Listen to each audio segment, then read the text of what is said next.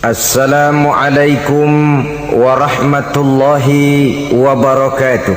Waalaikumsalam warahmatullahi wabarakatuh.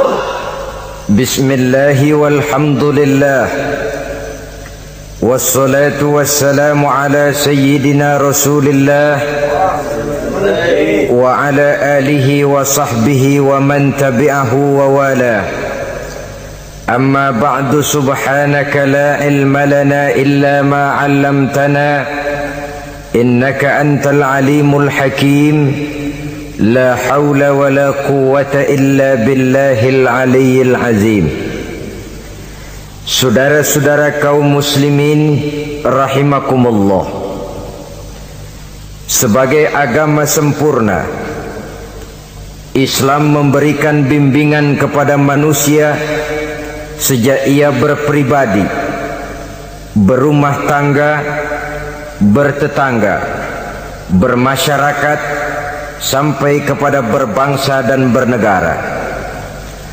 Adalah benar jikalau dalam ayat ketiga surah Al-Maidah Allah subhanahu wa ta'ala berfirman, Al-yawma akmaltu lakum dinakum wa atmamtu alaikum ni'mati wa raditu lakumul islam dina.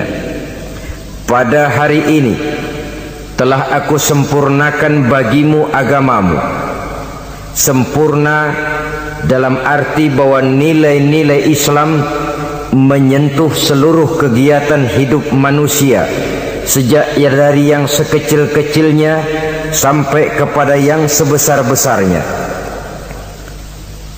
Wa atmamtu alaikum ni'mati, aku cukupkan nikmatku kepadamu. Wa raditu lakumul islam dina, dan aku ridhoi Islam sebagai agama bagimu. Pada pertemuan kali ini kita akan membicarakan cuplikan kecil dari bagaimana hak-hak hidup bertetangga menurut ajaran Islam. Seperti yang kita maklum bahwa secara zahir tetangga adalah orang yang paling dekat hidupnya dengan kita. Apalagi jikalau kita adalah perantau. Walaupun hakikatnya seluruh manusia di permukaan bumi ini adalah perantau, tapi perantau dalam artian kita jauh dari kampung halaman tempat di mana kita dilahirkan, jauh dari ayah bunda, keluarga, sanak famili, dan handai tolan. Tidak selamanya hidup ini berjalan mulus. Kadang kita berhadapan dengan hal-hal yang tidak menyenangkan. Kadang kita bertemu dengan hal-hal yang tidak kita harapkan. Tentu bukan orang dari kampung yang datang menolong kita lebih dahulu, melainkan tetangga sebelah menyebelahlah barangkali yang akan melaksanakannya. Banyak orang merasa senang tinggal dalam satu lingkungan oleh karena ia mempunyai tetangga-tetangga yang sesuka hidup sosial, bermasyarakat, hormat menghormati, dan lain sebagainya. Tetapi tidak jarang orang merasakan lingkungannya sebagai neraka oleh karena tidak ada tetangga-tetangga yang dapat diajaknya untuk hidup bersosial. Demikian besar perhatian Islam terhadap hak-hak bertetangga ini, sehingga melalui hadis dari Abi Suraij Al-Khuzai, Rasulullah sallallahu alaihi wasallam bersabda, Man kana yu'minu billahi wal yaumil akhir falyuhsin ila jarihi. Rawahul Bukhari wa Muslim. Beliau bersabda, barang siapa yang beriman kepada Allah dan hari akhir, hendaklah ia berbuat baik kepada tetangganya. Iman kepada Allah dan hari akhir dijadikan taruhan untuk memberikan stres agar kita bisa berbuat baik kepada tetangga. Dengan kata lain, hanyalah orang yang beriman kepada Allah dan hari akhir saja yang akan bisa berbuat baik kepada tetangganya. Kalau demikian masalahnya, bagaimana cara berbuat baik kepada tetangga? Dengan kata lain, apa hak-hak dalam kehidupan bertetangga itu? Melalui hadis yang diriwayatkan oleh Amru ibnu Shu'aib, Rasulullah pernah bertanya kepada para sahabat di satu hari, "Atadruna ma haqqul jar?" Saudara-saudara, tahukah kamu apa hak tetangga itu? Beliau sendiri kemudian menjawab, pertama, izasta'ana bika a'antahu, apabila ia minta tolong kepadamu, hendaklah kamu memberikan pertolongan kepadanya. Ini merupakan hak di dalam kita bertetangga. Apabila orang datang minta tolong kepadamu dan kamu memang berada dalam satu posisi yang sanggup memberikan pertolongan, janganlah berat tangan untuk menolongnya. Sebab biasanya di dalam kehidupan bermasyarakat, jika kita tidak sanggup menghormati orang lain, jangan berharap orang lain akan mau menghormati kita. Jika kita berat tangan untuk memberikan pertolongan kepada orang lain, suatu saat bila kita mendapat kesulitan pun jangan terlalu berharap bahwa orang lain akan mau juga menolong kita. Bagaimana sikap kita, begitulah biasanya sikap orang lain kepada kita. Saudara-saudara kaum muslimin rahimakumullah, adat hidup adalah tolong menolong. Kewajiban kita adalah menolong tetangga. Tetapi sebagai tetangga pun, apabila kita minta tolong kepada orang lain, hendaknya dalam batas-batas ukuran yang memang orang lain itu mampu menolongnya. Sesuatu yang kita memang berada di luar kesanggupan kita mengerjakannya. Jangan lalu menjadikan orang yang menolong kita sebagai satu andalan, sebab biasanya sekali ditolong langganan. Setiap datang kesulitan, ke situ lagi kita lari. Manusia pada waktu-waktu tertentu punya juga titik jenuh. Ya, kalau duitnya lagi ada, pikirannya lagi enteng, napasnya lagi lega, mungkin dia mau menolong orang. Sekali, dua kali masih juga ditolong, tiga kali barangkali juga mungkin, empat kali ke atas mukanya udah rada butek.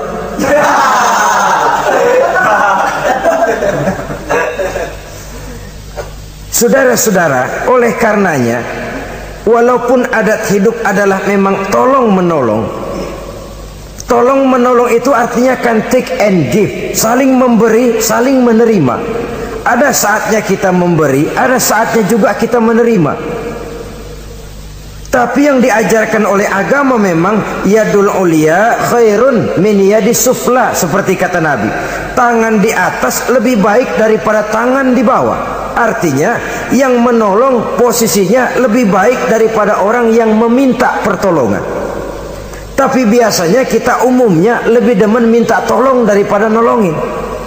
Bahkan sesuatu yang kita mampu pun, kalau masih ada yang mau nolongin, masih kita andelin tuh orang. Ya lu aja dah, lu aja. Padahal kita bisa. Akhirnya terdidik kita untuk manja, kehilangan kepercayaan kepada kemampuan diri sendiri.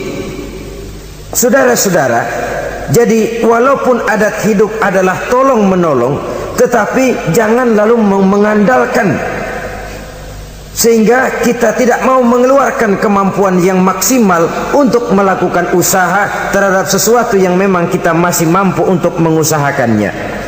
Ini yang pertama.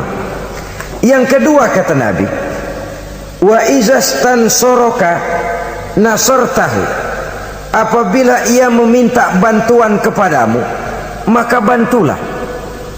Ada perbedaan antara ista'ana dengan istansoro. Ista'ana biasanya pertolongan dalam bentuk moral. Istansoro pertolongan, bantuan dalam bentuk material. Menolong dengan membantu. Membantu kelihatannya lebih real, lebih nyata. Menolong bisa secara moral. Keduanya diajarkan oleh agama. Orang yang datang minta tolong kepadamu, tolong dia. Orang yang datang meminta bantuan kepadamu dan kamu ada kemampuan untuk itu, bantu dia. Allah akan selalu menolong seorang hamba selama hamba itu masih mau menolong saudaranya. Allah selalu akan membantu seorang hamba selama hamba itu masih mau membantu saudaranya. Sehingga dengan demikian, orang yang kita tolong mungkin dia tidak bisa memberikan balasan kepada kita. Orang yang kita bantu barangkali juga tidak bisa memberikan balasan kepada kita. Allah yang akan memberikan balasan melalui jalan lain yang tidak pernah kita sangka-sangka barang sedikit pun. Termasuk jenis yang min haitsu la yahtasib. Termasuk jenis yang tidak kita perkirakan sebelumnya dari mana datangnya. Bahwa pertolongan kita kepada orang lain akan meluaskan jalan usaha kita. Bantuan kita kepada orang lain akan melancarkan rezeki kita sendiri. Tidak ada orang jatuh miskin karena rajin membantu orang lain. Tidak ada orang jatuh bangkrut karena murah tangan rajin sedekah. Wah, dulunya dia kaya banget Pak, cuman kerajinan sedekah bangkrut sekarang. Tidak ada. Belum pernah ada terjadi itu. Bukan bakhil yang menyebabkan orang jadi kaya, bukan sikap pemurah yang menyebabkan orang jatuh miskin. Malahan saudara-saudara, kaya itu kan ada dua macam tuh. Ada kaya majazi, ada kaya hakiki. Yang dinamakan kaya majazi, orang yang banyak hartanya tapi miskin hatinya. Sebenarnya hidupnya cukup, tapi dia masih selalu merasa kurang, maka dia tidak pernah cukup. Duitnya banyak, tapi perasaannya selalu miskin, maka dia miskin terus. Duitnya 1 juta, hilang 1.000, yang 1.000 dia pikirin, botak palanya.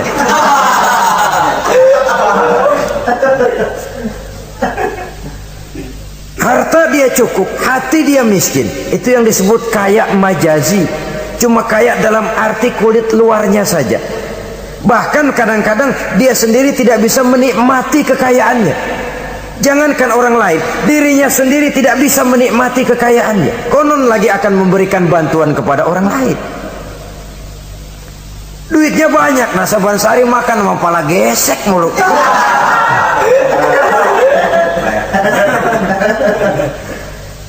Jangankan orang lain, dia sendiri tidak bisa menikmati kekayaannya. Hawanya udah mau tekor aja udah.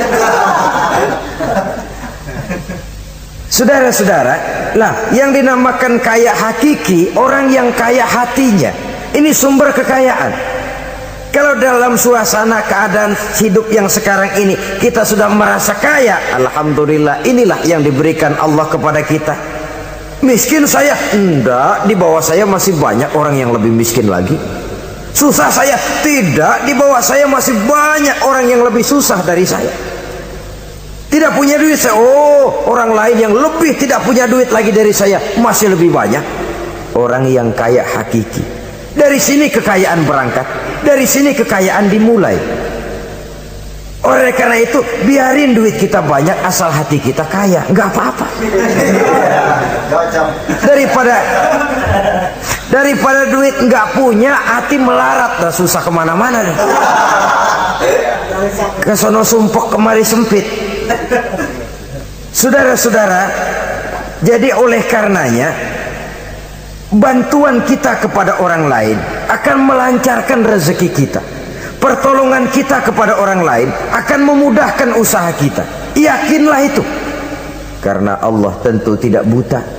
Allah tentu maha adil. Allah tentu maha bijaksana. Tidak ada ruginya orang yang menolong orang lain.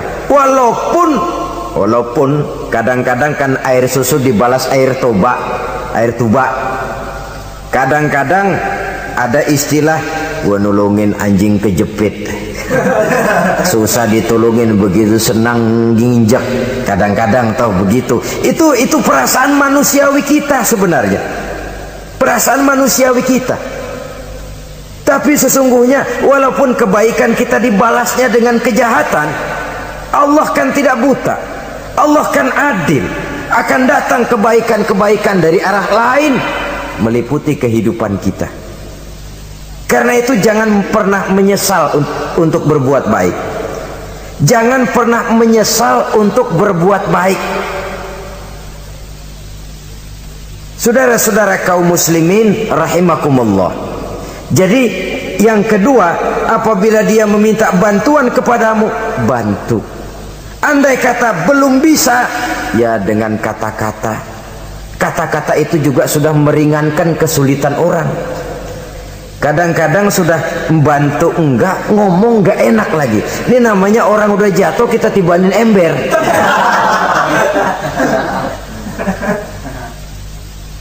Orang sudah datang minta bantuan, kesulitan. Sudah gitu udah enggak kita kasih, ngomong kita pahit bener. Potongan lu mau minjem duit apa ada harapan ganti? Umpamanya saudara-saudara, taruh kata tidak bisa kita membantu secara real, bantulah dengan kata-kata. Syukur kalau dengan doa. Saat ini barangkali saya belum bisa bantu, mudah-mudahan dari tetangga lain barangkali bisa bantu, karena saya sendiri dalam posisi yang sedang agak sulit umpamanya. Bantulah dengan kata-kata, dengan doa, setidaknya dengan harapan, sehingga orang pulang walaupun tidak mendapatkan apa yang tidak dia ingin, apa yang dia inginkan tidak didapatkan, tapi setidaknya hatinya tidak terlalu sakit. Dua, yang ketiga, wa inistaqradoka aqradtahu, apabila dia meminjam kepadamu, pinjami dia. Apabila dia meminjam sesuatu kepadamu, pinjami dia. Meminjam, istilah hidup kan ada, memang kita tutup lubang gali lubang. Gak selamanya orang selalu ada.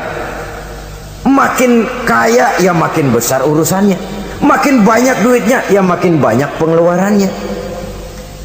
Bisa jadi loh orang yang punya duit 10.000 lebih tenang daripada yang punya duit 100.000. Kenapa? Dia punya duit 100.000 lah urusannya 200.000.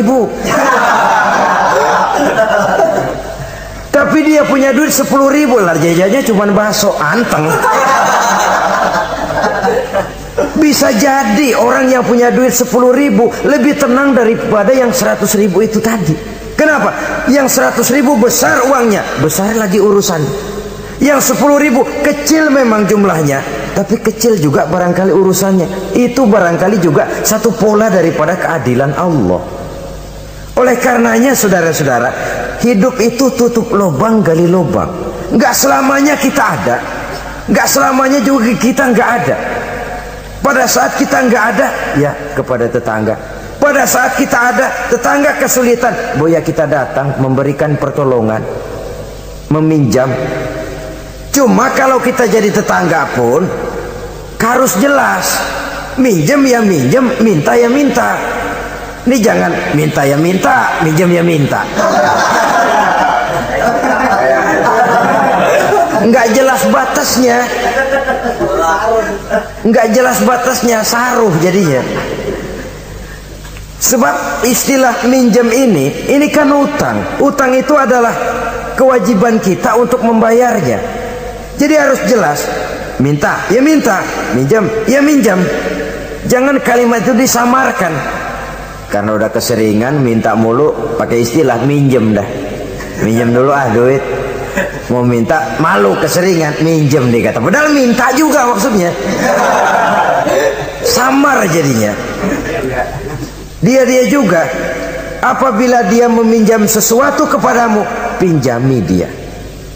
Saudara-saudara, ya tentu tidak hanya dalam bentuk uang, dalam bentuk hal-hal yang memang wajar dalam bertetangga, pinjam meminjam. Teriskaan umpamanya tuh, lalu pisau, apa gunting, apa-apa. Tapi tentu terbatas kepada, jangan yang milik-milik pribadi pinjam meminjam istri umpamanya. Itu tentu malah mal'un, terlaknat dalam agama, itu tidak ada. Umpamanya ini gue lagi halangannya, gue pakai dulu lah punya.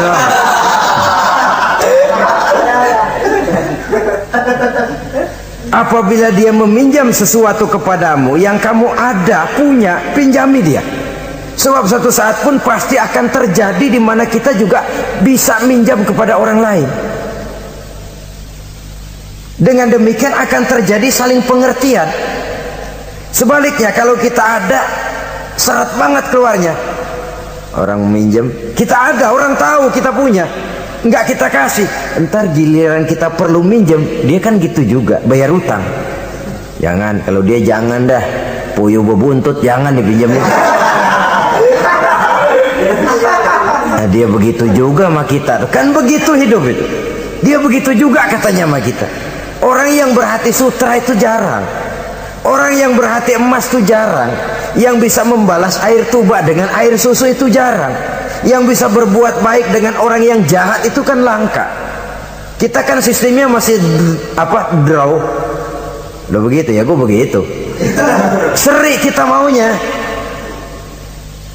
Dan memang agama mengajarkan wa jazaa'u sayyi'atin sayyi'atun misluha, tapi faman afa wa aslaha fa ajruhu 'ala Allah.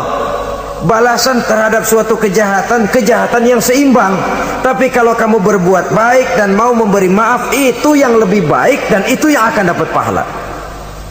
Jadi kalau orang pelit sama kita, kita pelit lagi, ya seri mang. Seri, artinya nilai diri kita tidak lebih baik daripada dia itu. Tapi kalau kita bisa baik sama tetangga yang pelit, pertama nilai kita lebih baik daripada dia. Yang kedua dia bingung diri dah. Dia bingung diri. Ini orang gue pelit banget sama dia, gue baik banget sama gue. Dia bingung diri, saudara-saudara. Kalau emang nggak bingung malu, badak.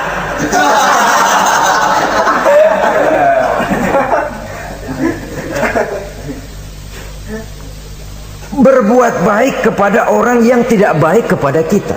Bersilaturahmi dengan orang yang marah sama kita. Wah, itu ajaran terpuji sekali. Memberi orang yang mencegah kita. Bersilaturahmi dengan orang yang memutuskan hubungan dengan kita. Kita sih tahu dia marah banget sama kita, cuman kita pura-pura nggak tahu aja, kita anggap dia nggak marah sama kita. Ketemu tetap assalamualaikum, mau kemana? Perkara dia mau nyaut apa enggak itu bukan soal, tapi kita sudah menunjukkan nilai bahwa kita lebih baik dari dia. Aku nanya kok sama kau, aku lebih baik dari kau. Tapi itu jangan lalu timbul. Jangan lalu timbul perasaan tuh kan, gua kan, tuh ya. Jangan. Dengan berbuat itu kita hanya ingin membuktikan bahwa kita tidak sama kok dengan dia. Dia boleh marah sama saya, tapi saya nggak bisa marah sama dia. Dia boleh pelit sama saya, tapi saya nggak bisa kok pelit sama dia seperti dia pelit kepada saya. Dia boleh memutuskan silaturahmi dengan saya, tapi saya nggak bisa kok begitu. Dengan begitu kita sudah menunjukkan satu posisi bahwa kita lebih baik daripada dia. Tapi kan langka yang begitu, umumnya yang enak kan draw, tos-tosan. Saudara-saudara kaum muslimin, jadi izas takrodoka akrotahu, apabila ia meminjam sesuatu kepadamu dan kamu ada kemampuan, ada yang akan kamu pinjami, pinjamkan dia. Apalagi kalau kita merasa bahwa yang meminjam ini dalam satu posisi yang memang dia rasanya sulit untuk mengganti.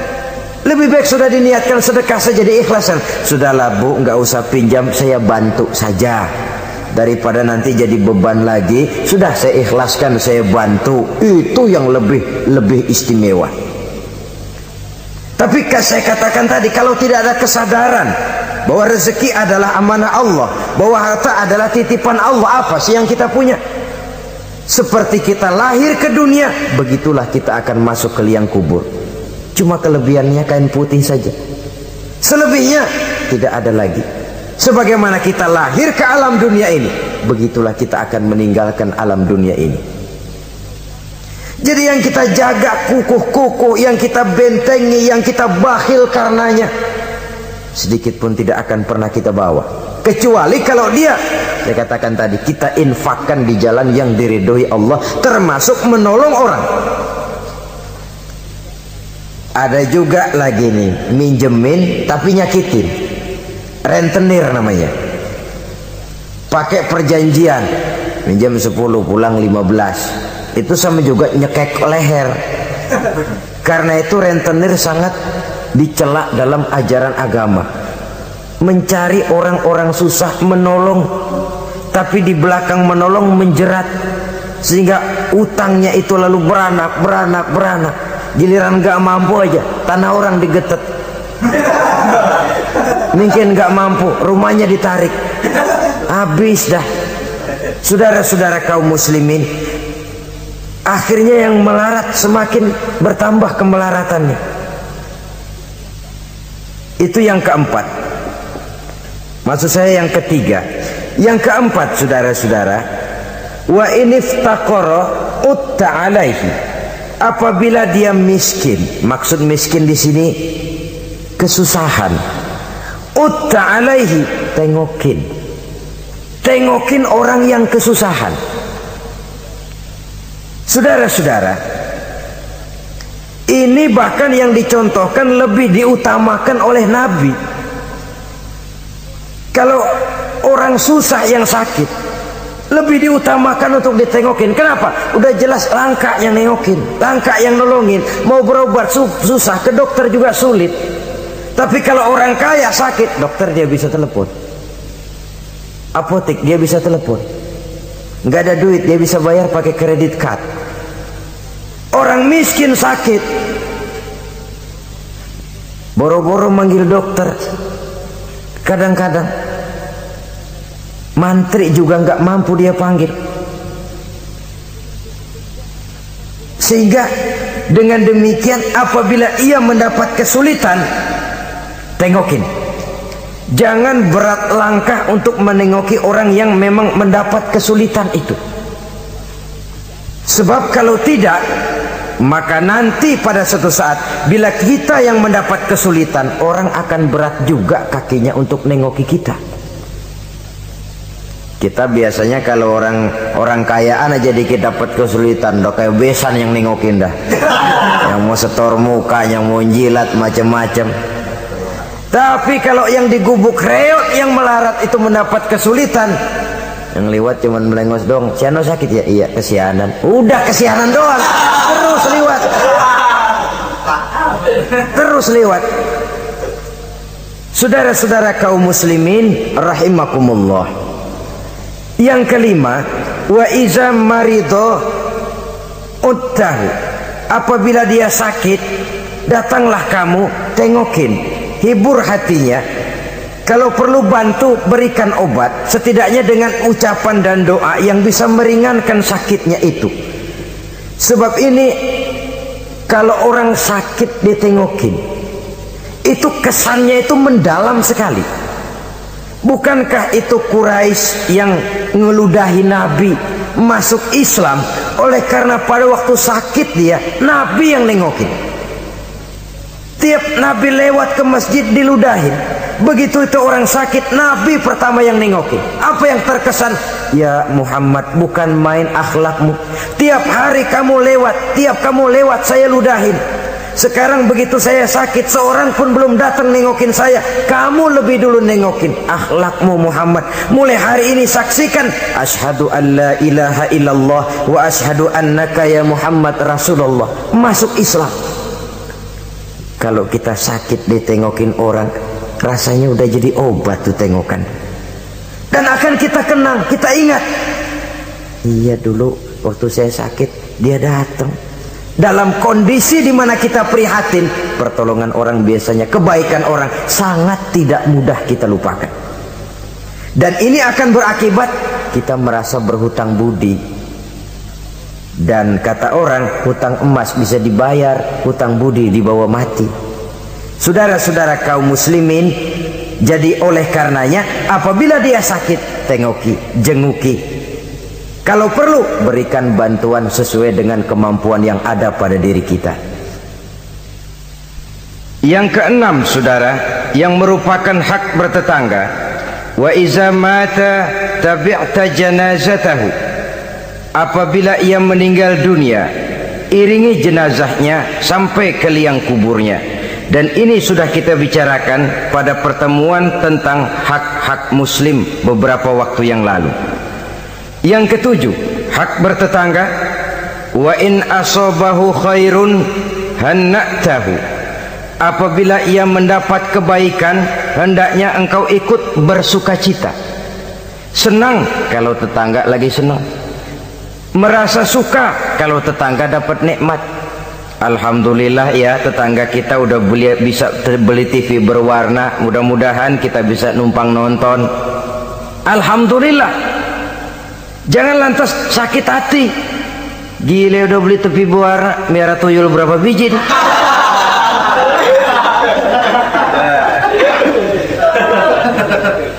Sebab umumnya kan begitu, kalau kita ada orang selidikin dukunnya, kalau kita kebelangsak orang surakin.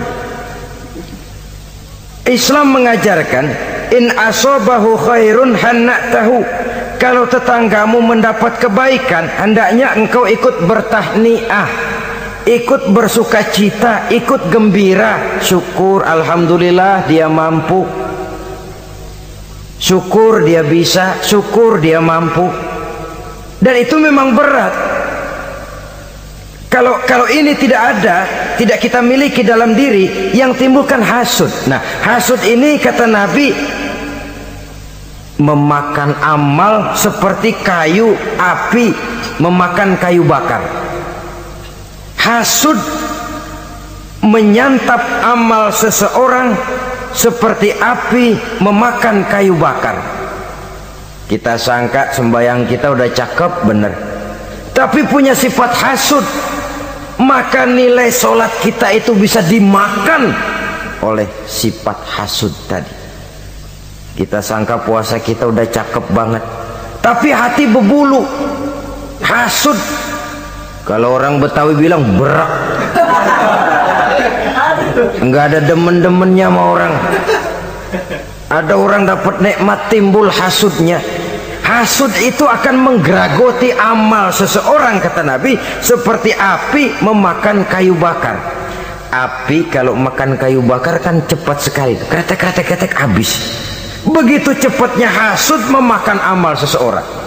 Jadi kita yang sudah rajin sholat, kita yang sudah tekun puasa, kita yang sudah rajin baca Quran, tahajud di waktu malam, jangan dulu lalai, jangan dulu sombong.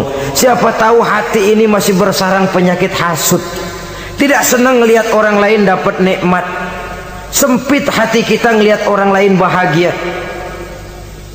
Saudara-saudara kaum muslimin rahimakumullah, alangkah mulianya ajaran Islam.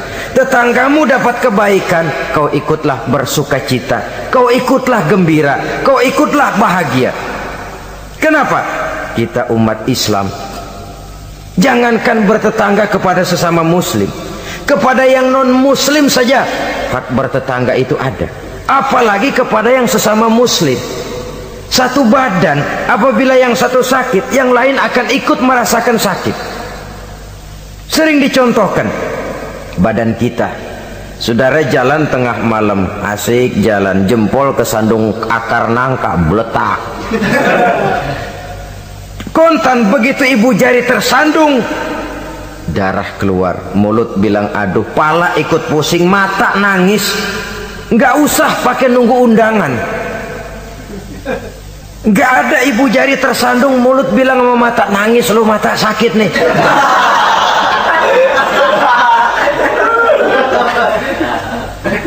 Kalau anak sekolahan bilang, ini yang disebut solidaritas sosial yang terjadi secara reflektif. Begitu tetangga senang, kita ikut senang. Tetangga susah, kita ikut susah. Reflektif.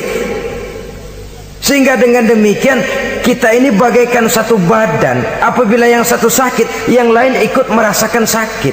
Lebih dari sekedar darah, ras, kita diikat dengan akidah. Dari akidah yang sama lahirlah rasa kesamaan, kesetiakawanan sosial istilah sekarang ini. Sehingga kesenjangan bahwa yang kaya makin kaya, yang miskin makin bangkrut tidak akan makin memuncak. Ya memang bahwa penduduk dunia selalu ada yang miskin, ada yang kaya, itu nature, sunnatullah, emang dari sononya udah begitu.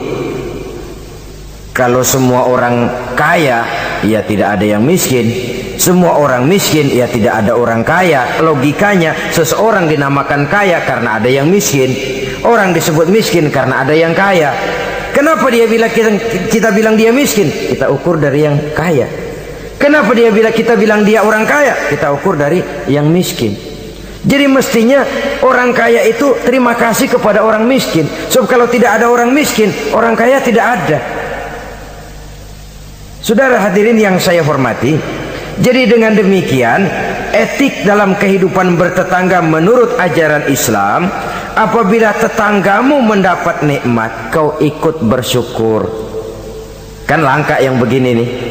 Yang ada yang enak banget emang kita katain. Kita katain. Atau paling tidak kata-kata yang enggak enak. Lihatin aja dia mau kemana. Lihatin gitu. Segitu enggak senengnya lihat orang lain dapat nikmat. Yang kedelapan, lawanannya, wa in asobathu musibatun azzaitahu. Apabila ia mendapat kesulitan, azzaitahu, kamu hendaknya ikut bertakziah, ikut berduka cita. Dia mendapat kesulitan, kita ikut berduka cita. Kesulitan yang paling ringan sekalipun. Radionya hilang, televisinya hilang, istrinya umpamanya hilang. Umpamanya.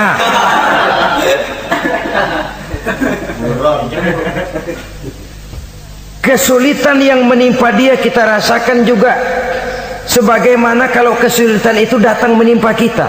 Kan ukurannya begitu. Kalau saya kena begitu enak enggak ya? Enggak enak. Dia juga begitu, maka saya harus ikut seperasaan dengan dia.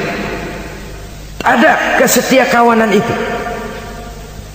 Tapi memang dalam kehidupan lebih mudah cari teman yang mau diajak ketawa daripada cari teman yang bisa diajak nangis. Sehingga kata seorang penyair, in zada mali kullun nasi khulani wa in qalla mali fala khillun yusahibuni. Kalau harta saya banyak, semua orang mau nemenin saya, tapi kalau saya jatuh miskin, kagak ada yang nongol. Kalau kita lagi basah nih, rezeki lagi lancar, yang tumben ketemu ngaku encing sama kita. Iya, lagu encing lu ini. Ketemu baru itu encing katanya. Tapi begitu kita bangkrut, melarat, bangpak, rusak, laler, oga nemplok.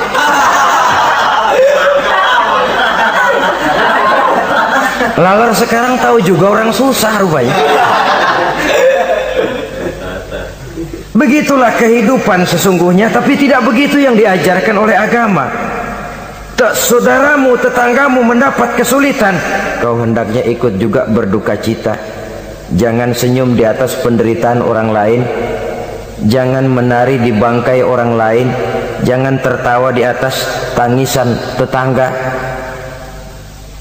jangan asal senang sendiri. Karena itu pernah dicontohkan, kebebasan kita hakikatnya dibatasi oleh kebebasan orang lain.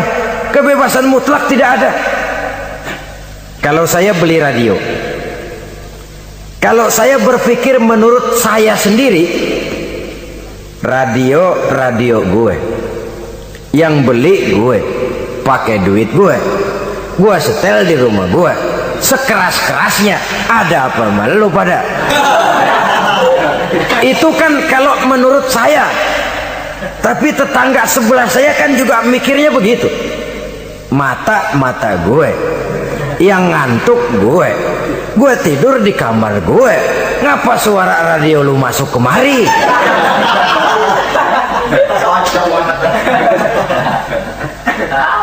Jadi pada saat itu kalau demikian, kebebasan saya nyetel radio dibatasi oleh kebebasan tetangga saya yang mau tidur. Ini yang disebut hurriyatul mar'i mahdudatun bi hurriyati ghairihi. Kebebasan seseorang dibatasi oleh kebebasan orang lainnya. Kebebasan dalam arti mutlak sudah tidak ada hakikatnya.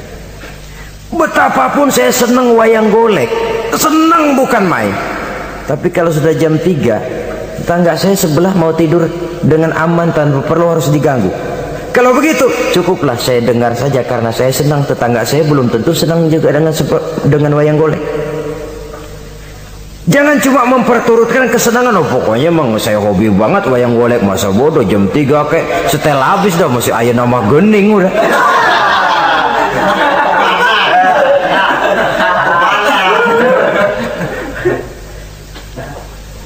Baiklah saudara-saudara, jadi yang ke-9 sekarang, wala tastazillu alaihil bina fatahjubu anhu rihu illa biiznihi.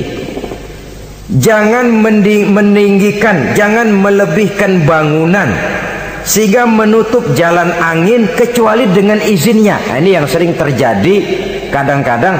Lah, tanah gua emang apa gua bangun diri di atas tanah gua. Kadang-kadang pas-pasan bangun tembok di tembok orang. Kadang-kadang tembok orang aja pakai dapur.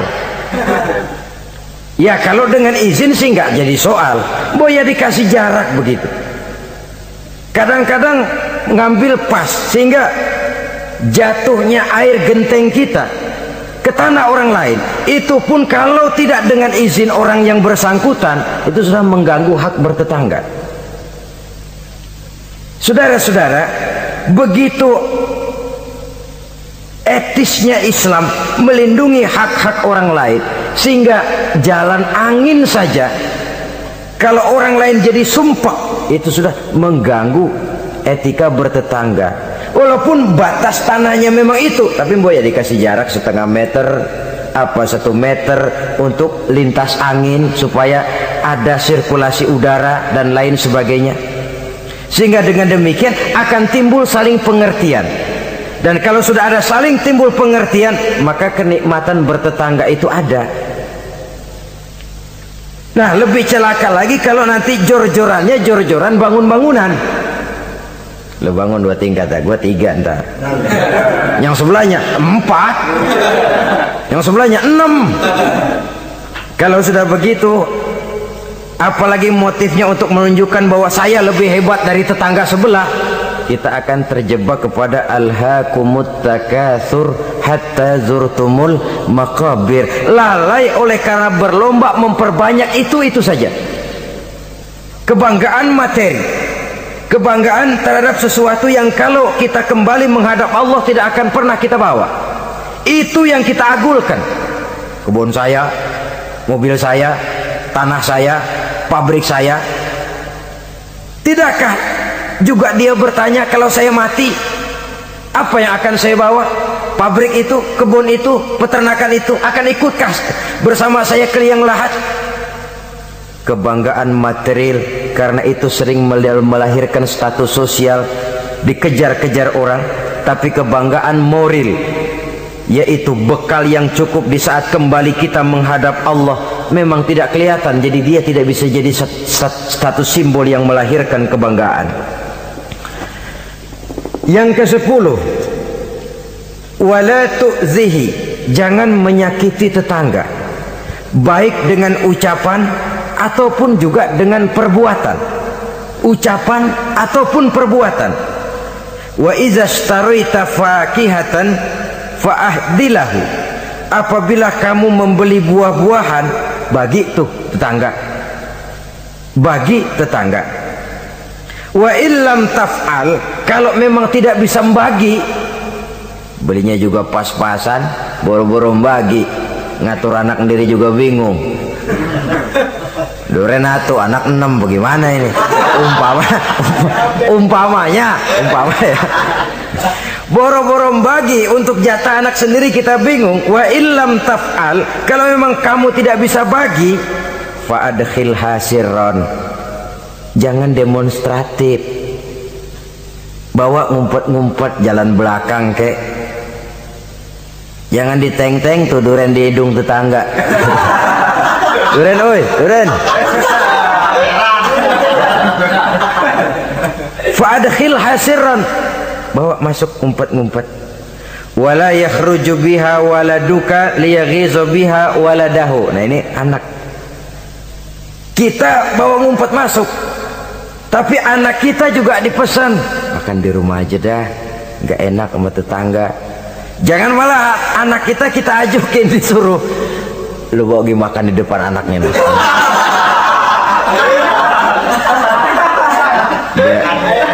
biar dia celam-celam gitu. Karena itu tentu akan menyakiti perasaannya. Apalagi kalau dia lihat, ya tetangga kita sih mungkin nggak minta, tapi etisnya kan begitu, etisnya. Loh, kok kayak hidup sendirian sih, bawa rambutan sekarung, sebelah kayak kebagian dikit, enggak, apa dimakan semua sekarung kan? Orang berpikir begitu. Dia mungkin nggak, jangankan minta, berharap pun enggak, tapi etisnya bertetangga itu. Kalau kau membeli buah-buahan, bagi tetanggamu, hadiahkan tetanggamu. Andai kata tidak bisa dilakukan itu, jangan demonstratif. Saudara-saudara, bukankah ini pada hakikatnya menjaga perasaan? Karena bertetangga itu peka sekali. Apalagi bagi kita yang tinggal di perkampungan dengan perumahan yang rapat, atau di komplek-komplek di mana persaingan kelihatannya dalam satu level itu begitu menyolok. Kadang-kadang status suaminya, pegawainya sama, golongannya sama, tapi sebelah punya kulkas, sebelah enggak, murug. Sebelah TV-nya berwarna, sebelah hitam putih, meriang. Sebelah beli motor, sebelah enggak, bengek. Sering terjadi hal semacam itu, menimbulkan psikosomatik. Itu sering diceritakan, dibakar oleh perasaannya sendiri. Tinggal lagi di komplek di mana kelangsungan kehidupan kelihatan betul sehari-hari. Sering terjadi, tangganya sebelah beli motor, yang sebelah meriang. Besokannya beli kulkas, dia bikin gawat, masuk rumah sakit. Di rumah sakit dengar tetangganya beli mobil, mati.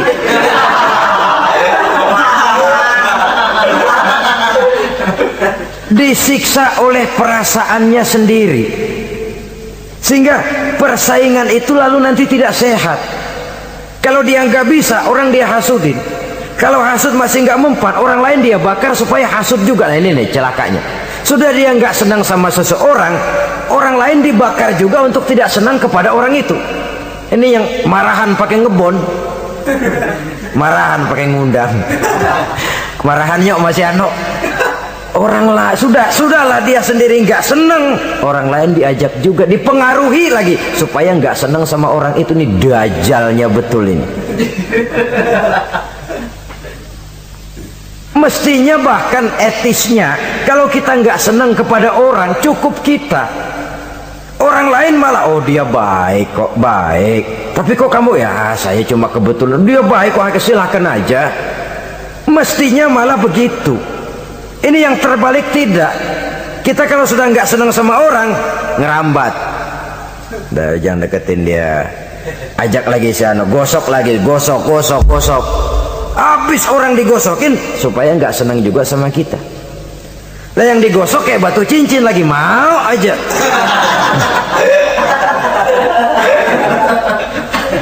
Batu cincin apa tikus budeg tuh, nggak ngerti apa-apa, nggak ngerti urusan junturungan, hayo aja. Saudara-saudara kaum muslimin, begitu perhatian Islam di dalam menjaga perasaan bertetangga. Sampai dalam hal-hal yang kayak begini, jangan melukai perasaan orang. Ini kan kelihatannya sepele, soal kita beli lah, yang beli buah saya, pakai duit saya. Iya, itu perasaan kita. Orang lain tetangga juga belum tentu minta kok, belum tentu juga kepengen.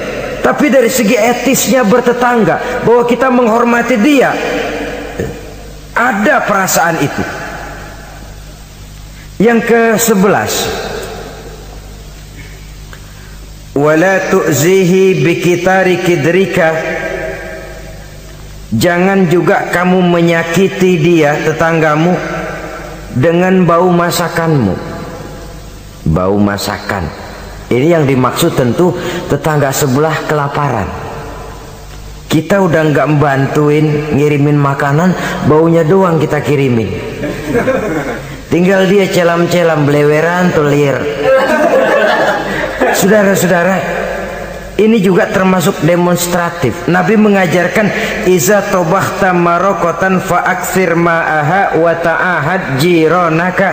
Apabila kamu bikin sayur, banyakin kuahnya, bagiin tetanggamu. Tapi jangan ditafsirkan mentah ini hadis. Begitu nyayur, kuah mulu. Tangga semua kebagian ya, cuman air. Ya tidak berarti harus ditafsirkan secara mentah demikian itu, saudara-saudara. Tapi ini ada kaitannya dengan yang ke-11 tadi, bahwa menjaga perasaan bertetangga. Kemudian pertanyaan ini ditutup oleh Nabi, summa qala atadruna ma haqqul jar, sudah tahukah kamu apa hak tetangga itu? Wallazi nafsi biyadihi la yuballighu haqqal jar illa man rahimahullah. Demi yang jiwaku berada di tangannya, demi Allah, orang sulit untuk memberikan hak tetangga, untuk menyampaikan hak tetangga kalau bukan dengan rahmat Allah. Sebab hanya rahmat Allah itu yang datang di hati kita. Kita bisa menolong orang lain, kita bisa membantu orang lain. Kalau tidak ada rahmat Allah di hati sini, sulit loh, berat nolong orang itu. Kalau tidak ada rahmat Allah di sini, orang lain dapat kesenangan, kita ikut gembira, itu sulit. Kalau tidak ada rahmat Allah di sini, orang lain dapat musibah, kita merasa juga dapat musibah, sulit. Hanya orang yang di hatinya ada rahmat Allah yang punya perasaan seperti itu. Itu Nabi sumpah, wallazi nafsi biyadih, demi Allah yang jiwaku berada di tangannya. Yang bisa menyampaikan hak tetangga hanyalah orang yang memang dapat rahmat dari Allah Subhanahu wa ta'ala. Dia minta tolong, kita tolong. Dia minta bantuan, kita bantu. Dia minjam, kita berikan pinjaman. Dia miskin, kita tengoki. Dia sakit, kita jenguk. Dia meninggal, kita iringi jenazahnya. Dia dapat kebaikan, kita ikut gembira. Dia dapat kesulitan, kita ikut bersedih. Kita yang mendapat nikmat sedikit, kita bagi dia, kita berikan kenikmatan. Kalau bukan rahmat Allah, rasanya sulitlah untuk berbuat seperti itu. Hanya dengan rahmat Allah. Dan oleh karena dengan rahmat Allah, maka rahmat itu tidak diberikan kepada setiap orang. Artinya, walaupun kita setiap orang barangkali tahu tentang hak bertetangga seperti ini, tapi tidak setiap orang bisa menjalani hak-hak bertetangga seperti ini. Saudara-saudara kaum muslimin rahimahullah, akhirnya kita manusia sebagai zon politikan, makhluk sosial yang memerlukan keberadaan orang lain, kita menyadari tidak seorang pun di antara kita yang sanggup memenuhi keperluan hidup kita secara sendirian. Kita perlu orang lain, sebagaimana orang lain juga memerlukan kita. Oleh karena itu, mengukur orang lain dengan diri sendiri merupakan satu cara untuk menegakkan hak-hak bertetangga. Kalau saya digituin enak nggak? Nggak enak. Orang lain juga begitu. Kalau saya diginiin enak nggak? Enak. Orang lain juga begitu. Apa yang tidak enak terjadi pada diri kita, tentunya akan tidak enak juga jika terjadi pada diri orang lain. Sepanjang itu yang jadi barometer, kita tidak akan merasa benar sendirian. Sebab orang benar itu bagus, tapi merasa benar itu yang jelek. Orang pintar itu baik, tapi merasa pintar itu yang jelek.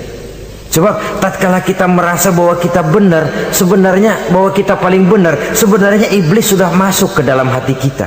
Ditumbuhkannya sikap ujub, menganggap remeh orang lain, menganggap enteng orang lain, merasa dihinggapi oleh penyakit superioritas kompleks, kata orang. Merasa dialah yang paling segala-galanya. Dan ini sudah penyakit hati yang juga sangat berbahaya. Karena ujub pun termasuk bisa menghancurkan amalan kita dalam kehidupan ini.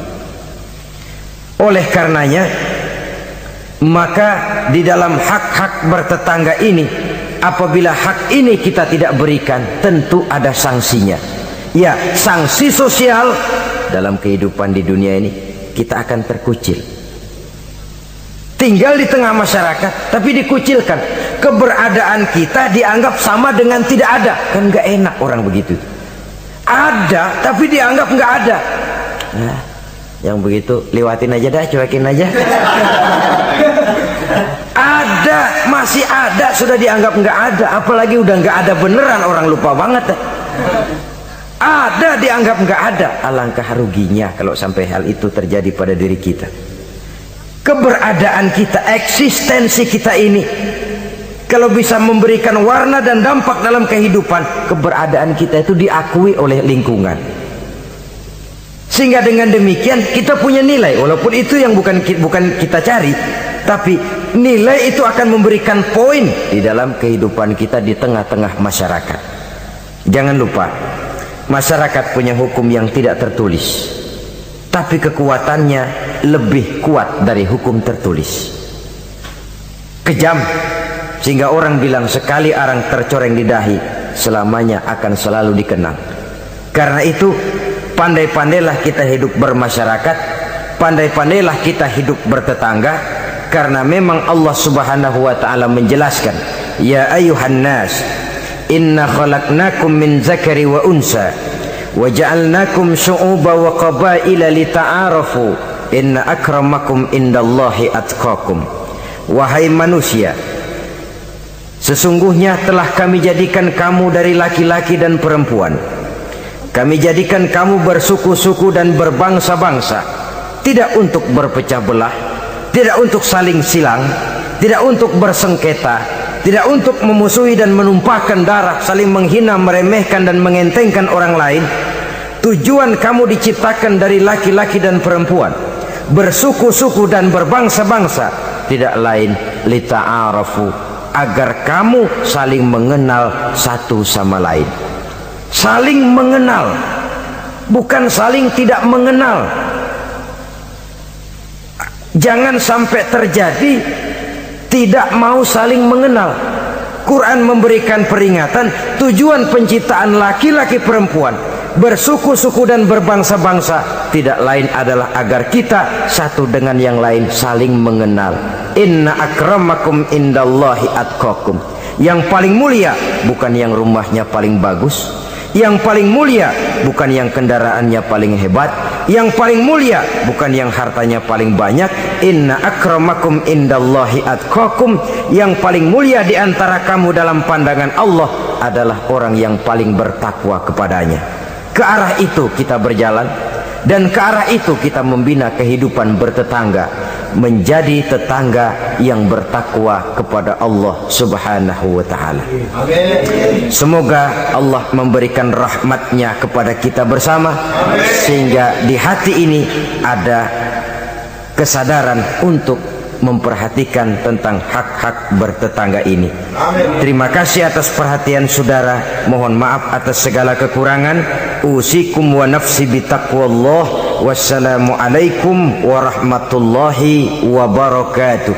Waalaikumsalam.